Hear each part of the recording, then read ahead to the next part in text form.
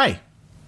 So I had originally uploaded about a 2.5-hour video on September 1st, but it got blocked because of a 60-second clip from Hamlet. And to avoid that from happening again, I decided I was going to instead chop up the video and upload it in pieces. The first video you saw would have been the first several minutes of that video. The second video was just me trying to play catch up because of what happened on Reddit. In this video, I'm trying to get back on track. This video contains kind of a broad strokes breakdown of the pre-game timeline. It isn't perfect, there's already stuff I'd like to change about it, but I don't want to get stuck in perfectionism.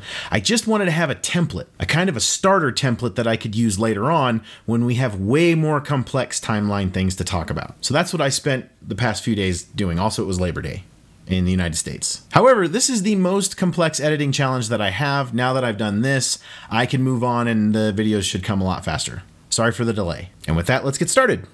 So the first thing that we just have to get out of the way is that this is a universe where extinction entities happen. Anytime that the universe is driven toward a mass extinction by some, major environmental situation, an extinction entity appears. An umbilical cord forms on one of the creatures, probably the apex predator that exists on the planet. I'm not going to go too deep into that concept, but there are a few interviews with the Evo biologist, the paleontologist, and the geologist, and Hartman's stuff is useful too, that give you a lot of detail on that, so if you want more information, go read those. But I bring it up because this is one of the inciting incidents for the story, which is the arrival of Amelie's uterine cancer, the uterine cancer that split her ha and her ka. I argue that that supposed uterine cancer is that umbilical cord, and the arrival of that umbilical cord is the arrival of the extinction entity. Sometime either before or after that, I'm guessing after that is when Igor and Victor were born. They were born before the Death Stranding. It says in Timefall and Power Failures that they remember a time before the Death Stranding when we had buildings and stuff. What else happened during this time frame was John Blake McLean and Clifford Unger were in the service together. And the interesting thing to note here is that this is the point when nickname Die Hardman. And an interesting fact we learn later is that Clifford Unger also calls his wife Anomalisa. So he seems to be assigning these roles, these film role names to his friends and people he cares about. But if you want to know more about this period of time, you can learn it in Clifford Unger case reviews 1, 2, and 3, and Die Hardman's background. I think there's 2 of that, Die Hardman's background 1 and 2. And of course after that is the incident in the Bridges facility where Cliff tried to get Sam out. And this is the point that, of course, we see Sam get shot. Sam and Cliff get shot by Bridget and Die Hardman. And then Sam is repatriated, and then shortly after that, the first void out happens. Now, some people I've seen conflate the first void out with the Manhattan incident. These are 2 separate incidents. The first void out is talked about in the interview from the report on the void out in Manhattan #1. And it happened when a doctor was performing a C-section on a still mother. Just as he cut the umbilical cord, he uttered his last words, "Who the hell?" meaning he saw a person. And they know that because it was being broadcast to other Bridges facilities. But the interview doesn't specify who that person was. We will, however, in the next few videos find out who that was. And it was this incident that brought on the BB experiment. So the Manhattan experiment happened because Bridges had started experimenting with BBs. And the interesting narrative thing that happens here is that this is the incident that puts Bridget Strand into the presidency, because the president at the time was overseeing the BB experiments himself and was in the facility at the time that that void out happened. Shortly after that, Bridget Strand is inaugurated, put in office, and then she orders that Die Hardman be given an audience, and she approaches him in order to help with the BB experiments. And then that, if you go back to Clifford Unger Case Review Part 3, is when Die Hardman essentially becomes Die Hardman. So although Cliff gave him the nickname, it was Bridget who made the man. So the first void out happens, the Manhattan event happens, and then Cliff tries to leave the facilities with Sam. Bridget respects the double tap.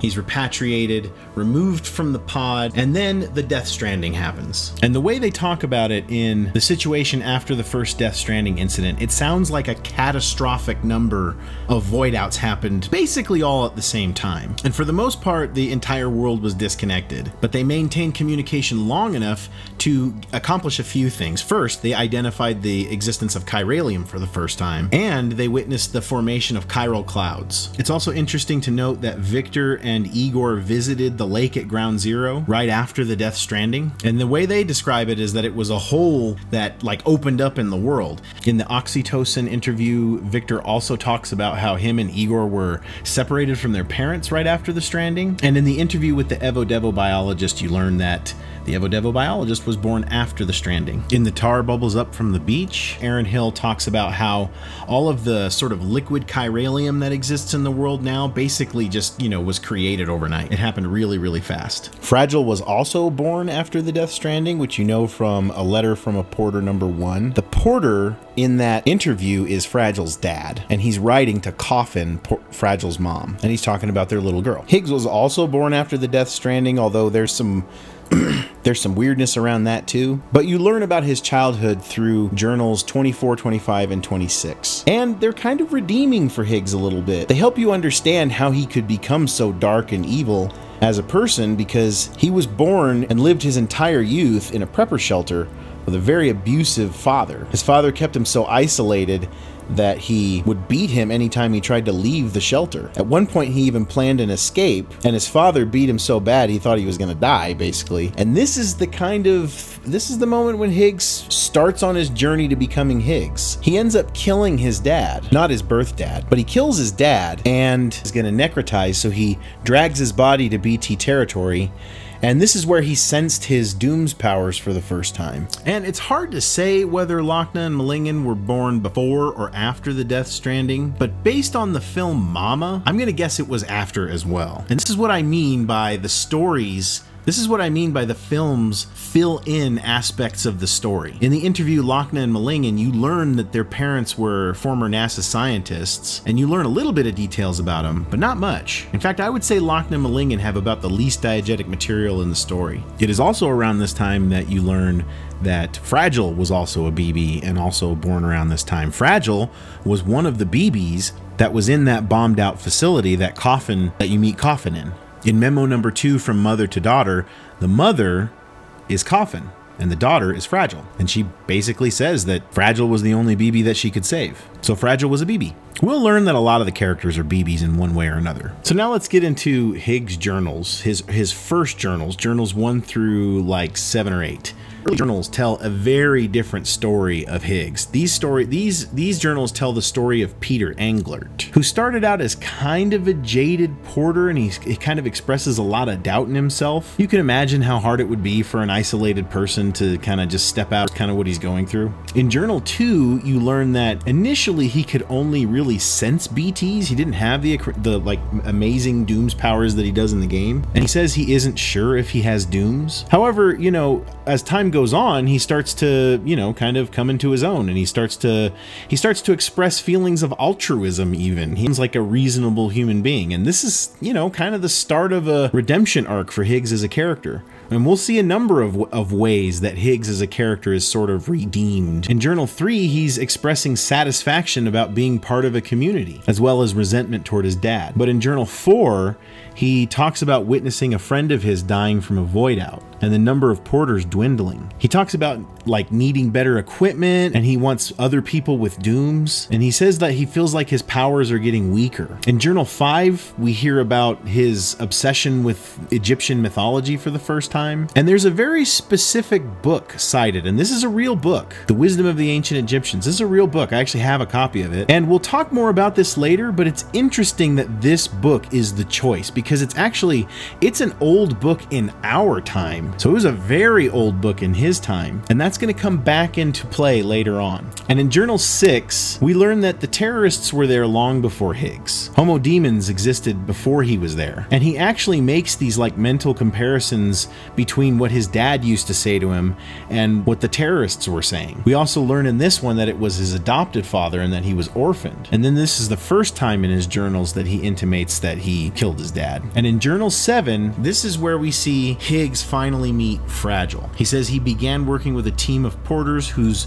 leader has Dooms. And he still seems to believe in community at this time. But he also starts to kind of adopt a little bit more ego. He starts to see himself as a little bit of a figurehead. He's starting to sniff his own farts. And in Journal 8, we learn that at the time, his powers were less than Fragile's. And she actually took him to the beach for the first time. And he also just fully commits to being a fucking shithead in this one. Seeing himself as above the USA, the UCA, above bridges, above everything. This is kind of the start of him becoming the God particle. And at the same time that Higgs is becoming a porter, Amelie is beginning to emerge from the beach. These two interviews talk about some Bridges security, some Bridges staff members that were seeing a ghost of President Strand wandering the Bridges facility at night, but only at night. They report it to Die Hardman, who already knew at the time and had a cover story already kind of loaded up. And the cover story that he gives is that Amelie is actually Bridget's daughter. That's where the whole Bridget's daughter thing comes from, and that she had been suffering from locked-in syndrome. That locked-in syndrome line is going to come back when we look at the film Amelie. But for now, just know that about 15 years before the events of the game, Amelie started to venture out on her own away from the beach at night while Bridget was sleeping. And in a Porter's Note number 2 to our beloved daughter, Fragile's father basically talks about why his wife, Coffin, left to go fight Bridges.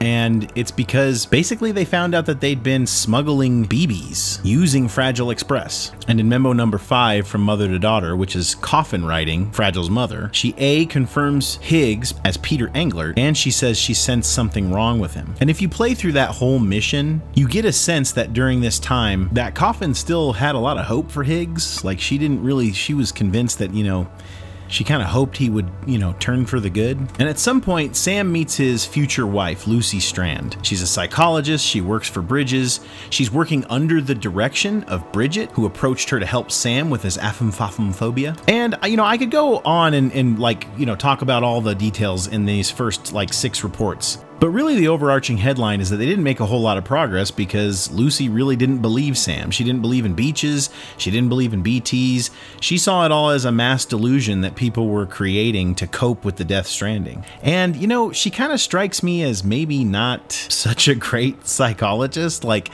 she doesn't really understand Sam right away. But in report 7 is when it gets weird, because Sam basically gets pissed off because Lucy basically goes about trying to reframe his problems as brainwashing by a cult, and she kind of demands that he renounce his belief in the beach. You know, maybe seemingly trying to help him, but she's kind of pushy. And in response, Sam kills himself in front of her to prove that he's a repatriate. And Lucy sat next to him for a while before he woke up. And when he wakes up, he kind of frames it as the other world won't have him, and neither will this one. And so that kind of reveals a lot about how Sam feels. He just kind of feels exactly how he is, like he's between two worlds. And this is the moment when the two of them really fall in love. You know, he's done something that she can't deny. She can no longer deny that he's a repatriate. It happened right in front of her. And in report 8, we see her talking about being resigned to be with Sam, and says that it's a classic case of countertransference, which is a situation where a psychiatrist or a therapist of some kind starts to identify a little bit too much with their patient and maybe develops a not so healthy relationship with them. But she says she wanted to devote herself to Sam's care as much as she did want to be his partner. So she at least sounds like she cares about him. And she knows she's pregnant in this report. In report 9, we learn that that picture that Sam holds throughout the story was taken with Bridget and Sam, and that the message on the photo was written by Bridget. In report 10, we hear that Lou is 28 weeks along. And Lucy, at this point, is starting to see nightmares of Sam and Amelie on the beach. But when they turn around, Bridget's face is all twisted with sadness and pain.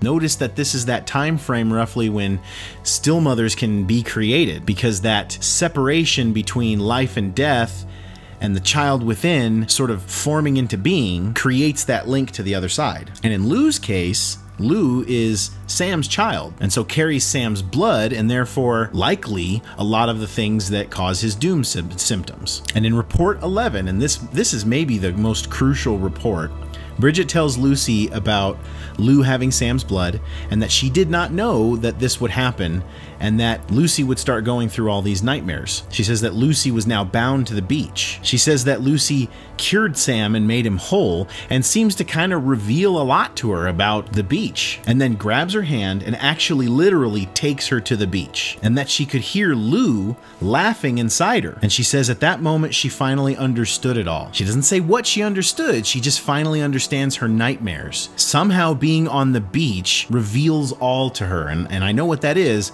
but I'm going to save that until I can get further down the road with some things. And in report 12, Lucy commits suicide. The report is written as if she knows that Sam will read it. She says you'll have questions. She says she knows about Bridget and Amelie, something that no other character seems to know. She knows Sam will read it, which suggests that Bridget has let her know that she'll get it to Sam. Interesting, right? And it's after Lucy Strand commits suicide that Sam returns Jones' home and a void out happens, presumably the void out that happened from Lucy necrotizing. In the report concerning the void out in satellite town of UCA 01-0C, it says they found out that the void out crater was enormous, and this void out really damaged public support for Bridges. Some people blamed Sam for his wife's death and thought he should be charged, and this is eventually what caused Sam to like fully disconnect, resign, leave Bridges, and become Sam Porter instead of Sam Porter Bridges. Now, at some point after this, Lochner, Mama, and Hartman all join Bridges, and it's later on that Deadman joins Bridges. And here's where things really start to get interesting. This is important material to know later. This is maybe the most important material to know later. This section forward. In the chiral network experiments between Central and Capital Knot 1, we learn that initially, to bring the chiral network online, Bridges tried to experiment with a network that only ran between Capital and Central Knot. At the time, Die Hardman was worried about terrorist activity and requested that everything be moved to Capital Knot City, including the president, who had recently taken ill and aged quite quickly. Keep that in mind. That's going to be important in a video coming up soon. And in the chiral network experiments between Central and Cap 2, we learned that the Cupids were a success and that this is the real point of the Cupids. And we also learned that in a letter from a Porter number 2, that probably this is about the time when the facility was bombed, or maybe sometime before this. The facility was bombed that Coffin was in, the one with the BBs that you do in the director's cut, that mission. And this is also around the time that Coffin sends out her call to arms. And now we've reached the point of the first expedition, Bridges 1. Bridges 1 set out 3 years prior to the game, and it was 2 teams. Amelie with the first team, Hartman and Mama with the second team. Benjamin Hancock was with the second team, the rear guard. Team 1 originally set out to set up the chiral relay, and shortly after the expedition began, as team members were cut off from Capital and Central Knot, they started showing doom symptoms, things like agoraphobia. And once they were finished, they basically just had to start, just waiting for Sam and the Cupid to come back around. In Locked-In Syndrome, we learned that Amelie is chosen to lead the first expedition, and in the Chiral Network 1, we learned that Mama left with the second team before the Chiral Network tests. She finished the Cupids before she left, and this is where she talks about that 3-stage process. And in the Chiral Network 2, she confirms that Evo-Devo, in other words, evolutionary development, is essential to the functionality of the chiral network. It's also important to note, if you read the prepper interview, The Timefall Farmers, you kind of get a little bit of a sense of what Amelie was doing while she was out there in that first expedition. She was out there helping people. She was out there trying to set up chiral networks, chiral network terminals, helping people live and survive.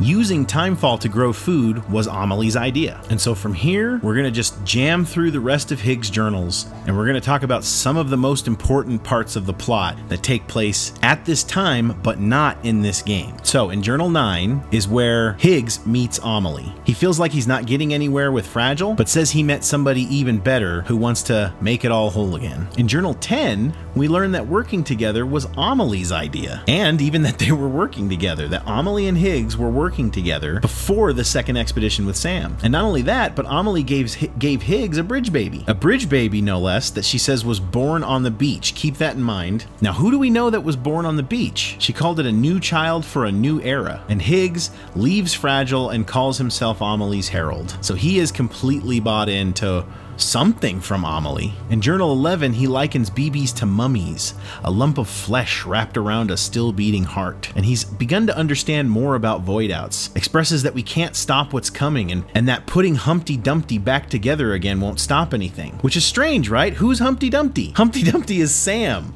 right? That's who he's referring to. So what you learn in this set of journals is that Amelie and Higgs were working together to help Sam. That Amelie brought Higgs into all this, her idea, in order to help Sam somehow. So remember how earlier I mentioned that the film Mama fills in some of the picture on what happened to Lochner and Mama after the Death Stranding and how they got kind of wrapped into all this? This time period in the story of Amelie and Higgs is what is depicted in the film Amelie. Now, I will make a video at some point going in depth on this and describing all of the parallels, and you'll see them in context of the larger character studies that we'll do in the Logos series. However, because we're here, I just want to point out a few parallels and hopefully convince you to actually go watch the film Amelie, maybe for the second time if you've watched it before, or maybe for the first time. Parallel 1. Both Death Stranding's Amelie and the film Amelie are diagnosed with a fake disease when they're young. In Death Stranding's case, it's locked-in syndrome. In the film's case, it's a heart condition that is diagnosed by her mentally ill father. Both characters grow up in a highly isolated context. In the film, Amelie is just kept under lock and key by her parents. And in the game, Amelie is stuck on the beach. And in fact, her only interactions are with her logical mom and dad, Die Hardman and Bridget. Eventually, in the film, Amelie ventures out into the world and begins meddling in people's lives for good. This is a parallel for the first expedition. This is what Amelie does when she finally gets her freedom and goes out to try to build the chiral network terminals. There is a logical Higgs character named Nino, and Nino and Amelie have a very interesting romance in the film. I believe this is intended to parallel the relationship between Amelie and Higgs in Death Stranding. There is a brilliant scholarly character that lives in a padded home. This is a parallel for Hartman, and this movie tells you about the relationship that Amelie and Hartman also had at this time, prior to and during the first expedition. Amelie also helps to work on people's relationships in the film, and I believe that this is what Amelie did in the game as well. And moreover, what we as players are intended to do to try to improve the lives of the people in the game world. By understanding their true needs, and not just what they say, not just the mask they wear, we can help them by getting them what they actually need. And what that is, I'll save for another video. And I don't want to spoil the film for you, but if you accept that Amelie and Higgs in Death Stranding are a parallel for Amelie and Nino in the film Amelie, you're not gonna believe how it ends. The ending is pretty interesting. And so for now, I'll leave it at that, and I'll get back to the interviews and we'll wrap up. In Journal 12, he tries to pressure Amelie to know more about the Death Stranding, but she refuses, and his doubts in her begin to manifest. He says if Amelie will not help him, he will take matters into his own hands. He just needs the power to do it, and the way he gets the power is in Journal 13. He nukes Middle Knot. Remember, when he killed his father, that was when he first started to feel those abilities manifest. That's when his doom started. He became so close to death that it gave him doom's powers. And in Journal 14 is when Higgs says that he thinks Sam is a true believer, and this is when he plans the Central Knot Void Out and says it'll happen soon. And that's when we get Sam and Fragile in the cave. But the journals continue. We have journals 15 through 23, and these journals tell the story of what Higgs was doing during the events of the game. In Journal 15, this is after the Central Knot Void Out. He persists and says he needs more than dooms. He needs a greater power. He's still trying to become more powerful. In Journal 16, he says that he now sees Amelie's powers have nothing to do with dooms, and he calls her an angel of death, meaning he's really starting to understand who and what Amelie is as the extinction entity. He says he understands his true role as the executor of her judgment. In Journal 17, this is when he meets you at Port Knot City. This is the introduction of Higgs, where he tries to get Sam in a void out. Journal 18, he says he thinks Sam's persistence is rubbing off on Amelie, and she is beginning to flip the script. So it seems like at some point, at least from Higgs' perspective, Amelie was way on board with what he was doing. Journal 19 tells you about the failed nuke in South Knot City, and him not being sure at what tipped him off. It was fragile, of course. In Journal 20, we see that he was surprised by the supercell that takes Sam in South Knot, which suggests that he's not aware of Cliff at this point. In 21, Higgs seems to suggest that he has Amelie, so perhaps this is the point when he really feels like he has gotten control of her, kidnapped her, and they are now fully at odds. In Journal 22, Sam has reached the edge, meaning Edge Knot City, and Higgs says he got his Kipu from Amelie, says it's time for him to tell everyone the truth of the Stranding. And in Journal 23, after the fight with Higgs, Higgs laments losing her Kipu, losing his mask, and the BB doll. So this coincides with the final scene that we see Higgs in the game. This scene is a scene that I call the Mario and Princess Peach scene. But that is how I will refer to this scene from now on. And this scene is all fucky. But it's from here that we will stop with the timeline, and we will move on in the next video to a literary analysis of this journal, journal number 23. And that's because there is a line in this journal that is a very intentionally, I would argue intentionally eye-catching line. And that is this line: "This was your life, Higgs, sound and fury, signifying nothing. Sound and righteous fury, signifying nothing." This line is a line that is intended to draw the attention of literary nerds like me. This is a line from Shakespeare. This is a line from Macbeth. And not only that, it's a super fucked up line from Macbeth in this context.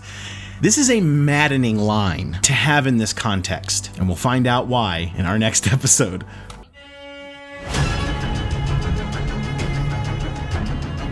The 3-stage process.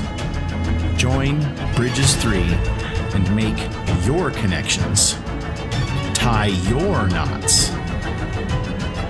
A new community where your contributions will matter and where I will tell your story. Bridges 3 wants you.